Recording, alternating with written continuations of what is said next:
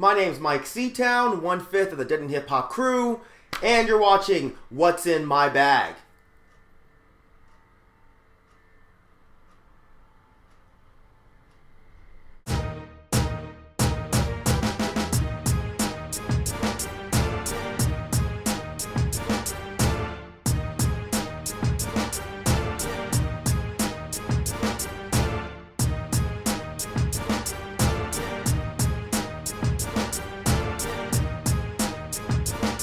So, I was in LA for some business, and yeah, I just had to come through Amoeba because it's like my favorite record store, and I ended up spending quite a bit of money. Maybe not as much as I've done in the past, but still a good chunk of change, and I'm just going to show you guys what I got. Let's start with some hip-hop. Yeah, this is Cavanaugh with Time and Materials. Cavanaugh is Open Mike Eagle and Serengeti. You know, most of you guys know Open Mike Eagle. Serengeti might be a bit of a lesser known MC, even though he's fucking incredible. And the whole idea of this record is actually really cool. Open Mike Eagle and Serengeti are two handymen that work in a mixed income Florida residence of like condos and also low income housing. And they go place to place getting small glimpses of the lives of the different rich and poor people who live there while they try to repair whatever's wrong with the place. So yeah, really cool idea, great record. These guys are such a great team up because they have such similar styles as far as being, you know, kind of dark and moody. The beats are a bit more experimental than what you may expect Open Mike Eagle to typically go over, but still really cool stuff. Records on Black won't bother showing you that. But yeah, really cool indie rap that I think you guys, if you like Open Mike Eagle, I definitely think you should check out, because I think Serengeti would definitely appeal to the same type of fans. So yeah, and continuing on with this Open Mike Eagle kick, this is a special episode of, and this is one of those albums that I kind of forgot that I didn't get a physical copy of, so when I saw it at Amoeba, I just had to grab it. I did a review of this record, so I won't try to go super deep into it, but this is one of my favorite Open Mike Eagle releases. It's the pinnacle of his like humorous tone while talking about really serious shit, and yeah, it's definitely worth picking up. And the copy that Amoeba had was on yellow vinyl. Very nice. And if you haven't heard his latest album, make sure you guys check that out. Amoeba, you guys didn't have a copy of that yet, but that's okay. The next record I'm going to show you guys, this is Coil, Time Machines. I was really happy to see a copy at Amoeba. I already have a copy of this on CD, but it's some weird Russian bootleg that I have, because by the time I got around to picking up that release, their stuff had already skyrocketed in price. So I really felt like I needed an official version of this album. And this was recently repressed on vinyl, which is rad because I've seen original copies of this go for like $900, which is fucking stupid. So this is a really interesting Coil release. It's supposed to create kind of a drug-like feeling, drug-like experience or whatever, listening to it.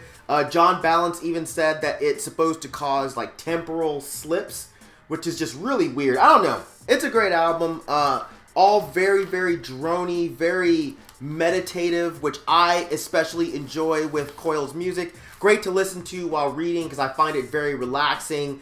I don't do drugs, so maybe some of you other guys will have a different experience. Who knows? And this is another Coil release. This is Another Brown World and Baby Food. This is a vinyl release of two really rare tracks that were never released on vinyl before. They were only on CD. They were commissioned for some comps that came out some time ago. Another Brown World, I think, is fucking awesome. Really weird, almost circusy samples with some kind of echoed out vocals. The other song, Baby Food, it's kind of more whimsical, really, really weird track. But this is the kind of shit that I really love from Coil, you know, and I try to grab up all things Coil. So, yeah, this is a great purchase.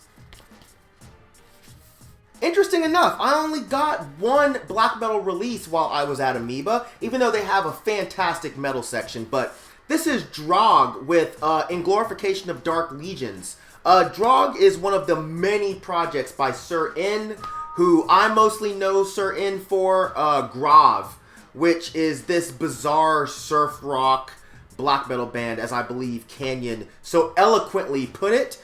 But yeah, this guy has a really unique style of crafting black metal. But this is one of the more traditional black metal releases that he's done. You know, fast and raw, lots of tremolo picking. Records on black won't bother showing you that, but it does come with this kind of cool insert here.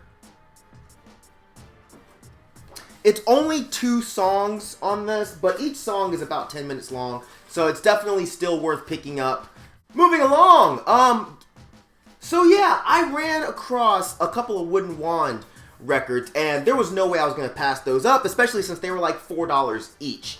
And Amoeba, I don't know what the hell you guys were thinking with those prices. That's just fucking insanity.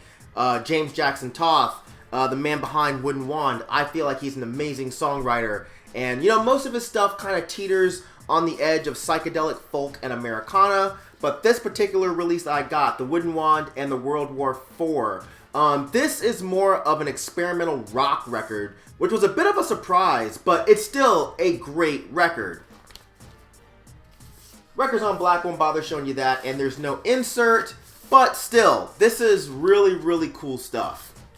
And the other Wooden Wand record I got, this is Death Seat. This is 2010 release, more along the lines of Americana, which is the style that I like more from James Jackson Toth, the style I think he does best. And this record, in my opinion, is fucking amazing, guys. Like, if there was any justice in this world, I really feel like Wooden Wand would be up there and as big as any of those other bands that are doing the same style. Bands like Phosphorescent, Deer Tick, Smog, Bon Iver, Iron and Wine, that type of stuff. Like, I feel like he should be just as big as any of those bands because he's just as good. But yeah, I'd even say that this is a great place to start with Wooden Wand. Nice printed inner sleeve here with lyrics and all that good stuff. Records on black won't bother showing you that. And the last thing I'm going to show you guys, this is a CD. You know, I know, what are these CD things? But yeah, you guys actually had quite a few Prurient CDs for really cheap, but I ran out of time looking at them, but I definitely grabbed this one. My plan was to go back the next day and get some more, but I didn't get a chance. But this is a great release. This is the Prurient Carlos Giffoni split. You guys know Prurient, the project of Dominic Furno, who does amazing power electronics. But Carlos Giffoni, for those of you that are not aware, he is a noise artist that does really interesting things with synthesizers, really throbbing and textured stuff. Cool shit. And this is, like I said, a really cool release, and I actually expected it to come off a bit more like a Prurient release than an actual collaboration, but you can definitely hear the influences of both artists. It's got some really cool textures, but then, you know, there's a lot of really cool harsh noise thrown in there as well. But if you can't see that, I know it's very small. Not much to look at here as far as layout goes.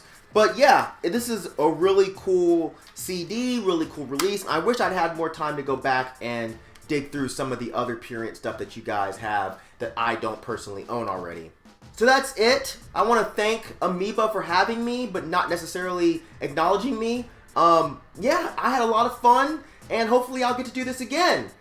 Alright, as usual, thank you for living, thank you for loving, thank you for being you. Please don't die, and I'll see you guys next time. Alright? Peace, bitches.